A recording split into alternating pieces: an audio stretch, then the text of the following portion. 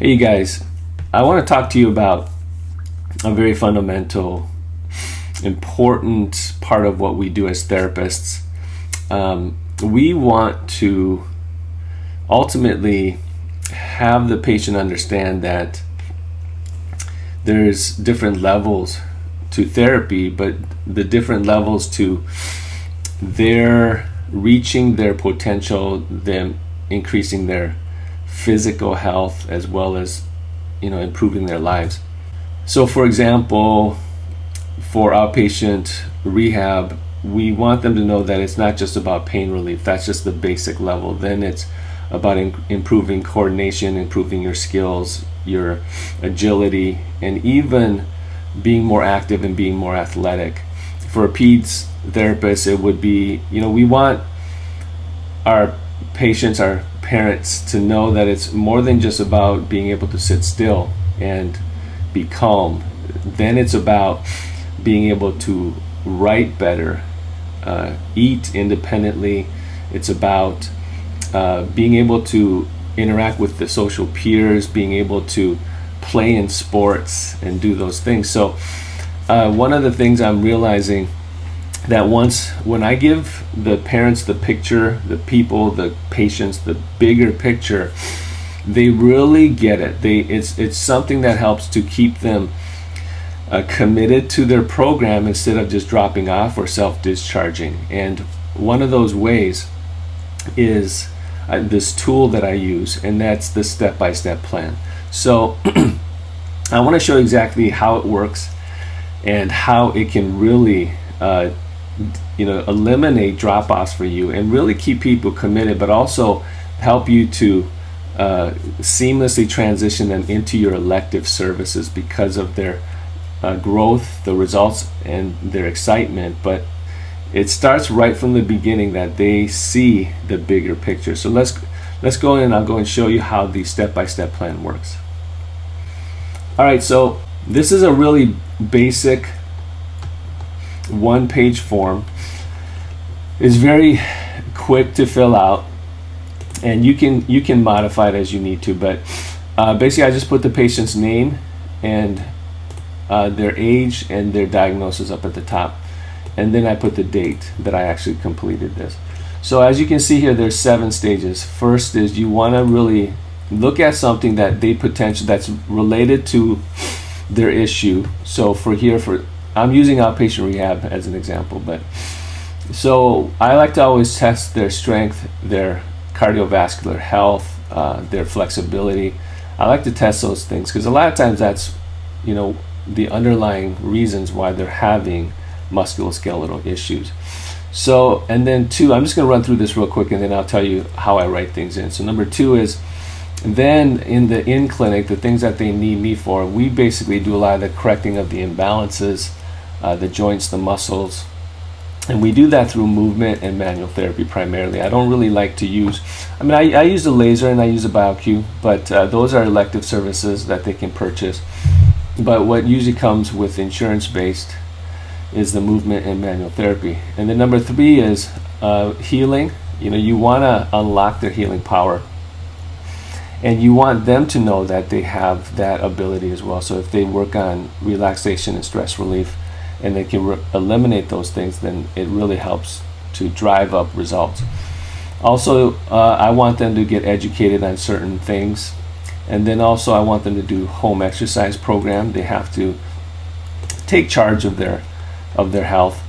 And then 6, I always want them to know that part of the program is that they pursue a higher level of health, whether it be strengthening, fitness, weight loss, etc.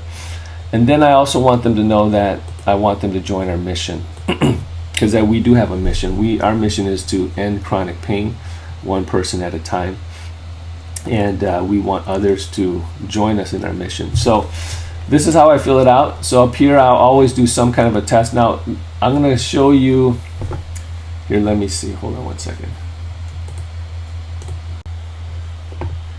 So here's an example of a test that I would do. I have several different tests: cardiovascular, core strength, upper and lower body flexibility, function, body fat. So for example, if I do the core, let me see. So I do there's several different ones, but a lot of times I do the basic curl up test for most of my patients. And I go over a lot of this in the MFM certification course, and I give you show you how to do the test and do all those things. But I'll check that, especially because it's lower back pain. So I'll check their core strength. And then, there's, for their age group, for 16 reps, if they can only do it 16 times, then they'll end up getting a fair grade. And then, so I do that because later you'll see that we're going to retest that, just so that the patient and we know that they're improving. Now for the second part here, for the in-clinic part, I let them know that their imbalance is they have this faulty posture. They have this anterior tilt, which is moderate. You can go mild, moderate, severe. They have a protruding belly, which is high. And then, because I'll do a girth measurement, and then so I'll kind of put down the movements that I'm going to be having them focus on in the beginning, because this is, once again, just to give them an overall bigger picture. It really is a good guide for you as well to follow in the beginning. But how you start is really how that determines how you're going to end. So if you start well like this, give them a bigger picture, then they end up purchasing elective services and continuing on later. Also, manual therapy, what I'm going to do, I'm going to release their psoas. I'm going to do some lumbar nerve freeing up glides. And then for healing, I want them to do guided meditation. I usually give them a link to a YouTube video. I'm actually creating my own guided meditations as well, but you don't have to do that. You can use someone else's. And then I want them to educate themselves. Now there's several different areas, like foods to eat, foods to stay away from. There's certain supplements that they should supplement bad habits, and then also changing their physical environment. Now I usually only put like one or two things, because I'm writing this down. It just really is like a 60-second thing. I do this whole form, but because I just want them to get a bigger picture. Really, I want them to know these 7 stages, but I put down several more than here just so you kind of get an idea. So for example, when I talk to them about how often, because I'm really always concerned about the person's sugar levels, how much their sugars they're eating, processed foods, fried foods, fast foods. So if they say, yeah, you know what, I don't have much time, so I eat fast food a lot, where do you eat the most? And they'll say, Denny's or something like, not Denny's, but like McDonald's or something a lot. Then I'll just write down here, stay away from processed foods. I want them to eat more. Typically, people with big bellies, I want them to eat more potatoes. I want them to eat more lean stuff and stay away and more whole foods than processed food. I might want them to, typically for lower back, they're lacking in copper and boron.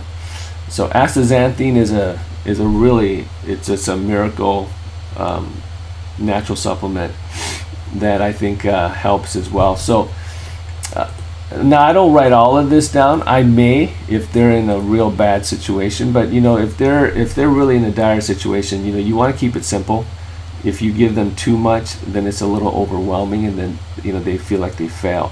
So you want to keep it real simple, but and focus on the most important things for them. So like I said, I'll put down maybe 1 or 2 things. So they need to sit less. They might need a new bed, etc. So I'll write that kind of stuff in here. And then for their home exercise, it's usually the see the movements above, because usually I only want them to do like 1 or 2 things, but I just want them to do it continuously, and I want them to get really good at it so they feel like they're improving, and they are, and I want to create a structural change in their body. You won't do that by having them do like 10 different exercises. You got to focus on the most important thing. Then I might progress them to jump squats and swing kicks, and then the full dragon. So I'll write in here, usually just see the movements above. And then later, I want their core strength to get to excellent grade. And so I'll write that in there. And then I want their belly fat protruding to be reduced to 40 inches instead of, I think they were up at 46 inches. So I'll do that. And I'm writing this stuff in there, but sometimes I have them write it in there, but it's usually faster if I write it. So if I don't have much time, then I'll just write it in myself. And then, but I typed it out so you guys can kind of see it, because you won't be able to understand my writing. And then, but usually patients, I have them look at it and I say, can you read it out? Is there something that you can't read? Then I'll make sure that they know exactly what it is, and then have them write it in themselves. And then we want you to grow, and then I want them to join our mission, and so that's when I show them the flyer to make sure that they understand that this is our mission, and we want them to join us and help anybody who has chronic pain to connect them up with us. So that's it. It's really quick and easy, and I know that most EMRs don't have anything like this, so that's why that's why I'm providing this for you, so that you can really give patients a bigger picture right from the beginning, start out properly, so that they continue on even beyond therapy and continue on to a higher level health. So, all right, hope this helped. Bye.